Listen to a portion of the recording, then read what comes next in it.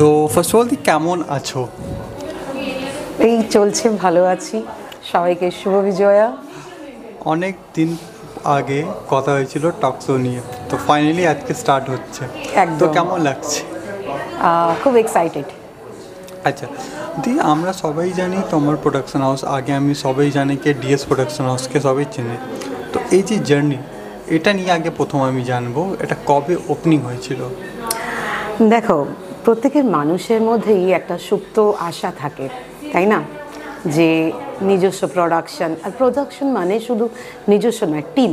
আমি অলওয়েজ টিমকে খুব ভালোবাসি, কারণ পার্সোনাল বিলিভ করি যে team work makes dream work. তো সেটা সূত্র ধরেই খুব রক্ষণশীল পরিবার থেকে, জানো তো, বড় হওয়া আমার। কিন্তু স্বপ্নটা তো কোনোদিন শেষ হয়নি, স্বপ্নটাকে রেখেছি মনের মধ্যে।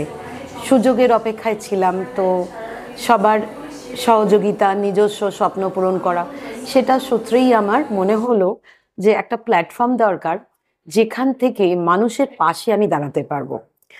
আর একটা কথা, এটার আরেকটা হচ্ছে রিজন, যে 2017-তে সবাই জানো যে আমার ছেলে একজন ডক্টর বাই প্রফেশন। সো আমাকে বললো যে হোয়াটস ইউর আইডেন্টিটি।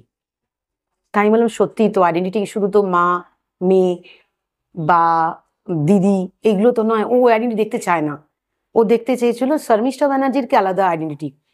তো আমি মনে করলাম যে আইডেন্টিটিটা নিজের কেন ক্রিয়েট করব, আমি যদি সবার করি, তো সেখান থেকে নিশ্চয়ই আরো বেশি বেটার একটা প্লেস, একটা প্রোডাকশন যদি কেমন করা যায়, যেখানে ফ্যামিলির মতো।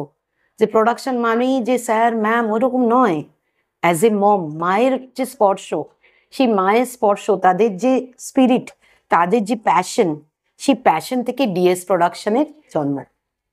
আচ্ছা, আমি ডিএস প্রোডাকশন হাউস নিয়ে তো আমি কথা বলবো, বাস তোমার জার্নি আমি একটু জানতে চাইবো। কি করতে, আগে কি করতে? ওকে, আমি সিম্পল হাউসওয়াইফ, একদম ঘরোয়া। খুব শাই টাইপের ছিলাম, কম কথা বলতাম, ভীষণ কম কথা। আর বেসিক্যালি বাঙালি, কিন্তু তার বাইরে আমি নন বেঙ্গলি, মানে এতে পরিবেশে প্রায় 20 বছর থেকেছি, তারও বেশি।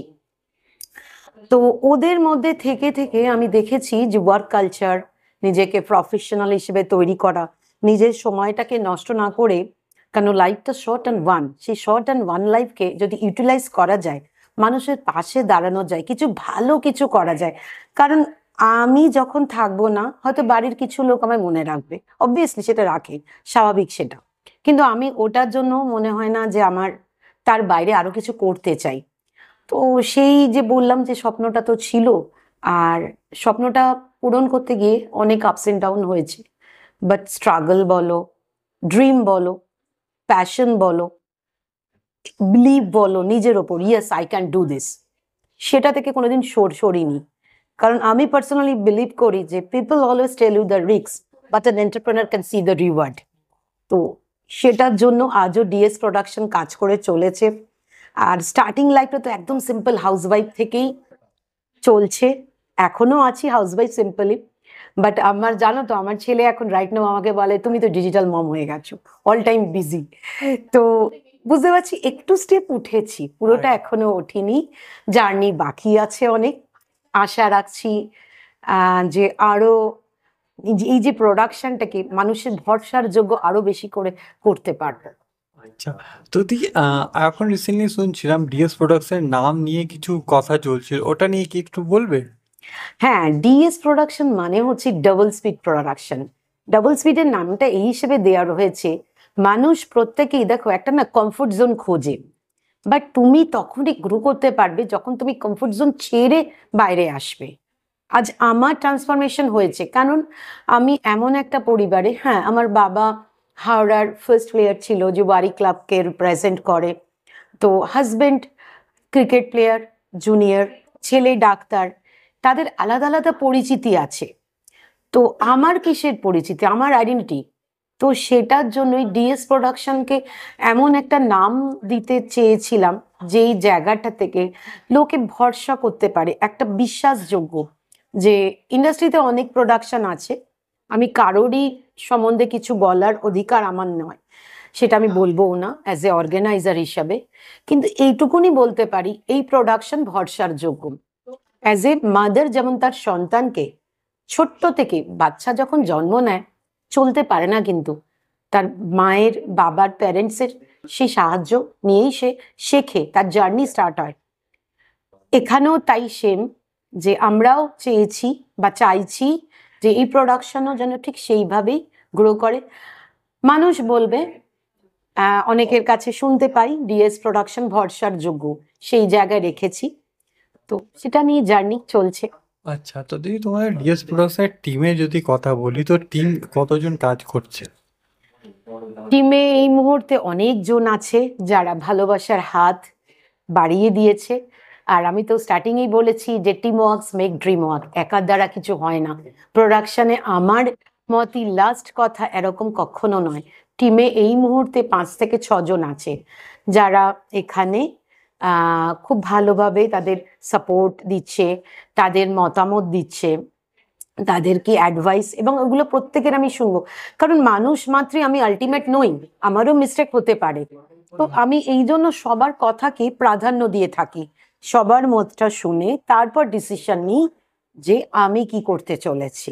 আচ্ছা, যদি যতটা আমি শুনি আপকামিং তোমাদের কিছু প্ল্যানস চলছে কাজ নিয়ে, তো ওটা একটু এক্সপ্লেন করো না। আচ্ছা, আমাদের আগামী প্ল্যান, হ্যাঁ, ওকে। একদম।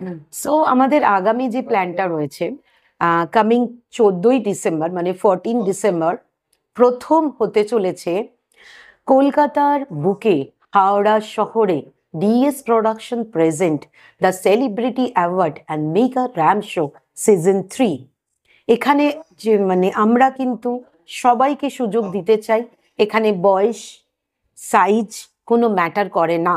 ফ্যাশন, যেটা ট্রেন্ড, যেটাকে তোমার ব্যক্তিত্বটাকে ফুটিয়ে তুলতে পারবে, সেটাকে আমরা কিন্তু শেখাই ভালো টিচার দ্বারা, ওয়ার্কশপ করাই।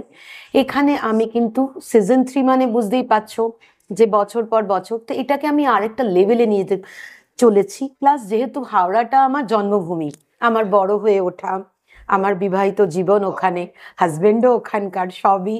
আর বাবার তো একটা নাম আছে, এবং বাবা যখন হাওড়া শহরকে রিপ্রেজেন্ট করেছে ফুটবলের দিক থেকে, তো তার কন্যা হয়ে আমারও কিছু দায়বদ্ধতা আছে। তো সেই সুযোগের অনেকেই আমাকে সেটা সাপোর্ট করছে।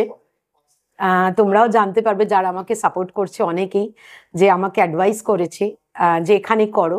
তাই প্রথম আমরা সরোজ সদন হাওড়া ময়দান মেট্রোর পাশেই করতে চলেছি দিস ইভেন্টটা, যেখানে আমরা মেগা র্যাম শো তো করছি, কম্পিটিশনও আছে। শুধু যে র্যাম শো তাই নয়, এখানে কিন্তু রেখেছি ট্যালেন্ট রাউন্ড, জাজেস থাকবে, জুরি থাকবে। প্রত্যেক মানুষের মধ্যে কিন্তু সুপ্ত প্রতিভা থাকে, সেই প্রতিভাটাকে ধরে তোলার প্ল্যাটফর্মই হচ্ছে ডিএস প্রোডাকশন হাউস। তো সেই প্রতিভার একটা থাকবে। এছাড়া ইভেন্ট মানে যাদের হাতে তুলির টান ছাড়া ডিএস প্রোডাকশন শিল্পী এবং শিল্পকে প্রাধান্য দেয়, সেটার জন্যই আমরা কিন্তু এই প্রথমবার যারা মেকআপ আর্টিস্ট, যাদের তুলির টান ছাড়া এক একটা মডেল কত সুন্দর হয়ে ওঠে, তো তাদের জন্য একটা কম্পিটিশন রেখেছি যে বেস্ট মেকআপ আর্টিস্ট। তো যে বেস্ট মেকআপ আর্টিস্ট হবে তার জন্য ক্রাউন থাকছে, মোমেন্টো থাকছে, সার্টিফিকেট থাকছে, গিফট থাকছে, মিডিয়া কভারেজ থাকছে, সমস্ত কিছু থাকছে। দি একটা কোশ্চেন করবো, এটা অনেকজন হয়তো এখন অব্দি কেউ করেনি। এই যে সার্টিফিকেট হয়, মানে অনেক জায়গা তো আজকাল শো হয়, আমরা একটা সময় জানতাম কি সার্টিফিকেট একটা কাজের হতো, আর আজকাল আমি দেখি সব মানে তোমাদের একটা লেভেলের শো হচ্ছে ওর জন্য সার্টিফিকেট ইটস ওকে। বাট আজকাল আমি দেখছি যারা একটা শ্যুট করাচ্ছে ছোট, মানে 3টে মডেল 4টে মডেলসকে নিয়ে, ওরাও সার্টিফিকেট দিয়েছে। ওর মানেটা কি একটু আমাকে বলবে? হ্যাঁ, ডেফিনেটলি। দেখো, একটা ভালো প্রোডাকশনে, আমি যে বললাম প্রথমে, ইন্ডাস্ট্রিতে সো মেনি প্রোডাকশন আছে, বাট সো মেনি প্রোডাকশন থেকে এটুকুনি বলো যে কতজন এই মুহূর্তে পেড ওয়ার্ক পাচ্ছে, বা কতজন ভালো প্রোডাকশনে কাজ করে তার স্কেলটাকে আপগ্রেড করেছে। তো ডিএস প্রোডাকশনের ওটাই টার্গেট থাকে যে তাদের যে প্রতিভাটাকে সামনে তুলে ধরা এবং সেটার জন্য সার্টিফাইড করা। তো সার্টিফাইড করার জন্যই যে হ্যাঁ তুমি ডিএস থেকে ওয়ার্কটা করেছো। আজ আমি এতদিন ধরে ইন্ডাস্ট্রিতে কাজ করছি, অনেকে বলে শর্মিষ্ঠাদির এখানে করে আজ আমাদের সেই কেরিয়ারটা বা সেটা পেয়েছি। আজ একটা ভালো জায়গায় এসেছি, যে আজ আমি একজন পেড মডেল। তো এটা শুনতে একটু হলেও সেই মনে হয় না মায়ের সেই মানে কি বলবো, মানে ছেলে একটুখানি বলতে পারি। ছেলে নাম করেছে। হ্যাঁ, ছেলে নাম, ছেলে বা মেয়ে। হ্যাঁ। যেমন আমার ছেলে প্রথম যখন কথা বলতে শিখেছিল, আমি বলেছিলাম যে বাবাই ওর ডাক নাম, তোমার কি ইচ্ছে বড় হয়ে? তো বললো মামা আমি ডক্টর হতে চাই। তা আমি ভেবেছিলাম তো এটা তো মানে বিশাল ব্যাপার, আমার সাতকুলে কেউ ডাক্তার ছিল না। বাট ওর ওই প্যাশনটাকে আমি কিন্তু খুব পলিশড হইতে মেনটেন করেছি, ওকে ধীরে ধীরে সেই স্টেপ, সেই এটার দিকে নিয়ে গেছি। 2017 নিট ক্র্যাক করে এবং ওয়েস্ট বেঙ্গলে 34 র্যাঙ্কস হয়। তো মা হিসেবে খুব প্রাউড ফিল করি সেটার জন্য। মানে টিভিতে যখন ওর ছবি দেখাচ্ছে, আমি নিজের চোখে বিশ্বাস করতে পারিনি যে এটা আমার সন্তান সায়ন ব্যানার্জি। খুব প্রাউড ফিল করি। ঠিক সেরম ভাবেই চাই যে এই প্রোডাকশন থেকে যখন কেউ বেরোবে, সে যেন বলে যে ডিএস প্রোডাকশন হাউস থেকে এসে আমি আমার নিজের ক্যারিয়ারের একটা জায়গা, প্ল্যাটফর্ম, আমার মানে যেটা প্রোফাইল সেটাকে রিচ করতে পেরেছি, সেটাই আমার প্রাপ্য, আর কিচ্ছু লাগবে না। আচ্ছা, তো দি লাস্টের দিকে যদি আমি যাই তো একটাই কোশ্চেন করবো, যারা নিউ কামার্স, যারা ইন্ডাস্ট্রিতে নতুন কাজ করছে ওদের সাথে ফ্রড খুব হয়, একদম। যারা নিউ কামার্স ওদেরকে কি বলতে চাইবে? সবাইকে বলবো যে চোখ কান খোলা রাখো, কারণ দেখো মানুষ যখন বড় হয় পেরেন্টস তো শিখিয়ে দেয়, তারপর তো তোমাকে পথটা চলতে হবে। সারা জীবন তো পেরেন্টস সাথে থাকে না, তাই না? তো সেই চলার পথে ঠোকর খাবে তো ডেফিনেটলি তুমি যদি না দেখতে পাও। আর আমার হাত অবশ্যই তোমাদের দিকে বাড়ানো আছে, যে ডিএস প্রোডাকশনের উপর ভরসা করতে পারে বা করবে, তাকে আমরা ডেফিনেটলি তার ক্যারিয়ার আমরা এনরিচ করে দেবো। আচ্ছা, তো দি একটা ছোট্ট কোশ্চেন করবো, এটা আমার দিক থেকে। অ্যাজ এ তুমি তো অনেক জায়গায় কাজ করেছো, অনেক মিডিয়ার সাথে কাজ করেছো, কলকাতা নিউজ টাইম অডিয়েন্সদের কি বলবে তাহলে?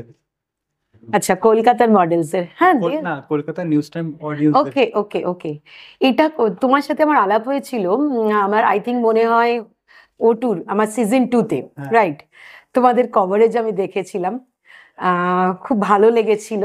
অলওয়েজ দেখো মিডিয়া বন্ধুদের আমি খুব প্রাধান্য দিই, কারণ তোমরা এমন একটা পার্সন যারা আমাদের মতো সাধারণ মহিলাদের এই যে স্বপ্নটা, এই যে ড্রিমটা দেখি, যে শুধু নিজের নয়, নিজের করলে আমি আবারও বলছি যে team works make dream work. Okay, আমি এই কথাটা বারবার বলি, কেন বলি? আমি একার জন্য কোনোদিন ভাবিনি, আমি 10-এর জন্য ভাবি। কারণ ওই যে প্রাপ্যটা, ওই প্রাপ্যটা আমার চাই, যে আমি যখন থাকবো না, কারণ লাইফটা শর্ট অ্যান্ড ওয়ান, বাট তারপরে যেন লোকে শর্মিষ্ঠা ব্যানার্জিকে মনে রাখে, ডিএস প্রোডাকশন হাউসকে মনে রাখে, তার পার্সনদের, তার টিম মেম্বারদের মনে রাখে যে হ্যাঁ এদের জন্য আজ আমি এই জায়গায় এসেছি। যেটা আমার ছেলে বলে ফর এক্সাম্পল, সেরকম আমি এখানেও চাই যে সবাই বলুক যে হ্যাঁ এখান থেকে আমার ক্যারিয়ারটা এনরিচ হয়েছে।